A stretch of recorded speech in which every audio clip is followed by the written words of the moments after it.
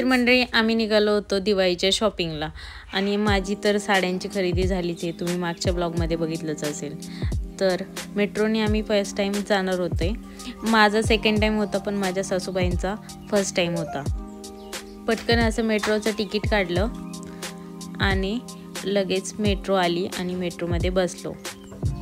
तर मंडळी आम्ही निघालो होतो तुळशीबागेत आणि तुळशीबागेत जाण्यासाठी मेट्रोने मी मंडईचं तिकीट काढलं होतं आणि मेट्रोमध्ये बसून असं खालचा व्ह्यू बघायला तर खूपच छान वाटतं। नंतर सासूबाई म्हटल्या की मी फर्स्ट टाइम बसले तर माझे फोटो वगैरे घे, तर त्यांचे पण फोटोज काढले। तर नमस्कार मंडळी, स्वागत आहे तुमचं माझ्या नवीन ब्लॉगमध्ये।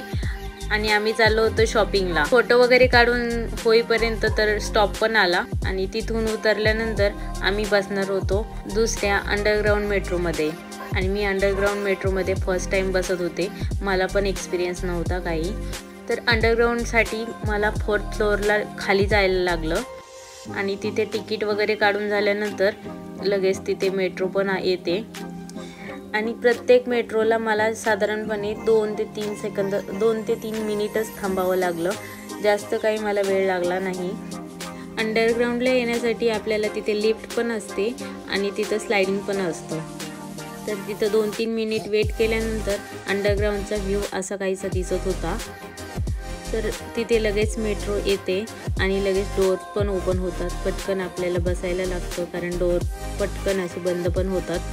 अंडरग्राउंड मेट्रोमध्ये बसल्यानंतर लगेच 2 स्टॉप नंतरच आपलं मंडईचा स्टॉप येतो आणि तिथून पटकन आपण लगेच मंडईतच उतरतो।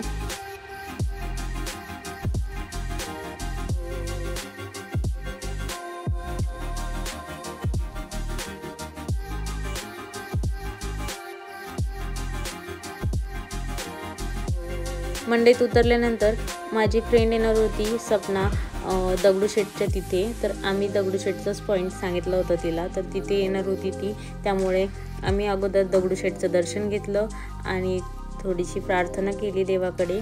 मन भरून देवाला बघितलं, खूप प्रसन्न वाटत होतं सगळं। ही दगडूशेठ म्हणल्यानंतर आपण जी इच्छा आपल्या मनातली देवाला सांगतो ती आपली पूर्ण पण होते।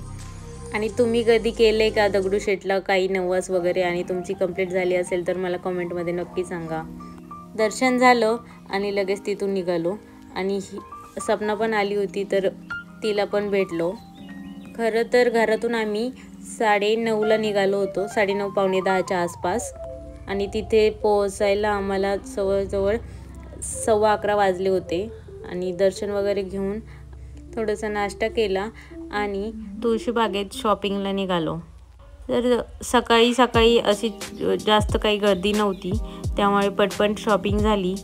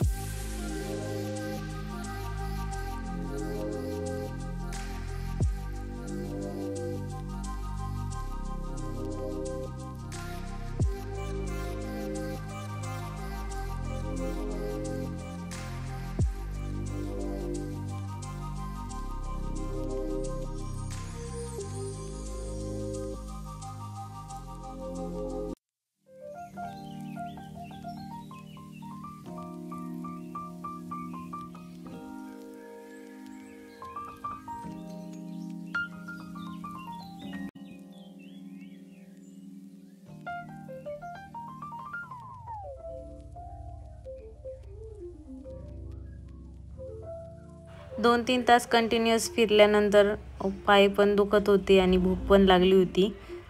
तर यांच्या दोघींची शॉपिंग काही होत नव्हती. नंतर पटपट त्यांनी शॉपिंग पण केली. मी तोपर्यंत ऑर्डर दिली होती.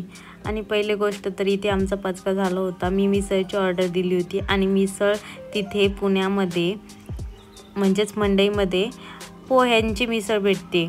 आणि पोहे म्हणजे की मटकी फरसाणऐवजी पोहे देतात ते खरंच तर पहिल्यांदाच मी ट्राय केलं होतं आणि मला अजिबात आवडलं नाही. मी त्यातले फक्त नुसते पोहे खाल्ले आणि बाकीचे कट आणि ब्रेड तसेच ठेवले. नंतर तिला पण पोट भरलं नाही पोह्यांची मिसळ खाऊन, त्यामुळे तिने पण लगेच तिथली फेमस अशी आईस्क्रीम खाल्ली.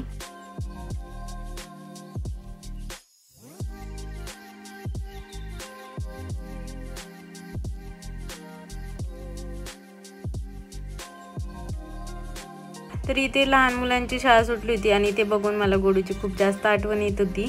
आणि गोडूला मी कोमल आणि अमोलकडं घरी एकटीला सोडून आले होते, त्यामुळे तिला पण पटकन फोन करून तिच्यासोबत बोलले. आणि इथे मम्मी साड्या बघत होत्या. आणि साड्या बघून झाल्यानंतर आम्ही आलो होतो आराधनामध्ये. आणि मी नेहमी आराधनामध्येच ब्लाऊज पीस घेते आणि मला तिथे मॅचिंग भेटतातच. जेव्हा मला कुठेच नाही भेटणार असं वाटतं ना, तेव्हा मला आराधनामध्ये जायचं असतं. आणि मी त्यासाठीच एवढा लांबचा प्रवास केला होता तुळशीबागेचा.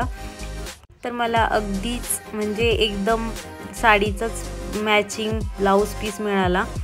आणि ब्लाऊज पीस वगैरे सगळी गोष्ट घेऊन झाल्यानंतर वाजले होते 5-5:30 वाजले होते आणि गर्दी काहीशी अशी होत होती. तर आम्ही निघालो होतो मंडईच्या मेट्रो स्टॉपला.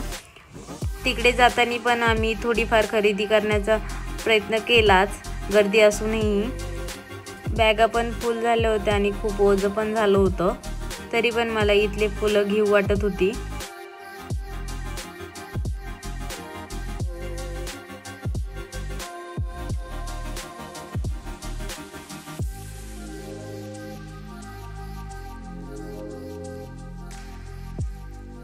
मेट्रो स्टॉपकडे आलो आणि तिथे काहीसं असं गांधीजीचा पुतळाच असल्यासारखं मला भासलं, पण तो पुतळा नव्हता. तो एक मुलगा होता, त्यांनी म्हणजे पेंट केलं होतं शरीर अगदी. आणि मला कौतुक आत्ता त्याचं होतं की तो खूप वेळ तिथे उभा होता. आणि नंतरच त्याच्या साईडला एक स्टॉल होता आणि तिथे असं गोल गोल काहीतरी होतं. तर मी विचारलं तर त्या साड्या होत्या. मी तर चकित झाले. म्हणजे पुणे तिथे काय उणे हा शब्द एकदम परफेक्ट आहे पुण्यासाठी.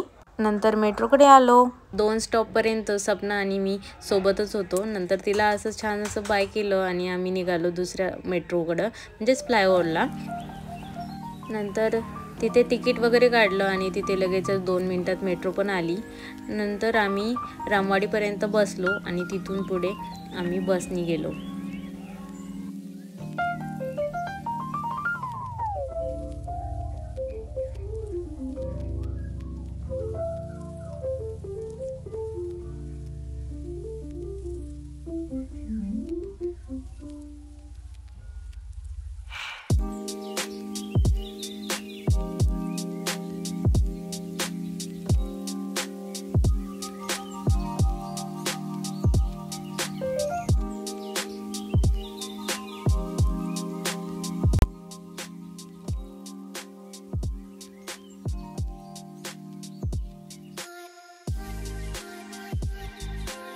बस स्टॉपवर उतरल्यानंतर अमोल आणि गोडू आले होते आम्हाला घ्यायला. तर असा होता माझा शॉपिंग डे. तर कसा वाटला तुम्हाला हा व्हिडिओ मला कमेंट करून नक्की सांगा. तर भेटूया नेक्स्ट ब्लॉगमध्ये. Bye bye.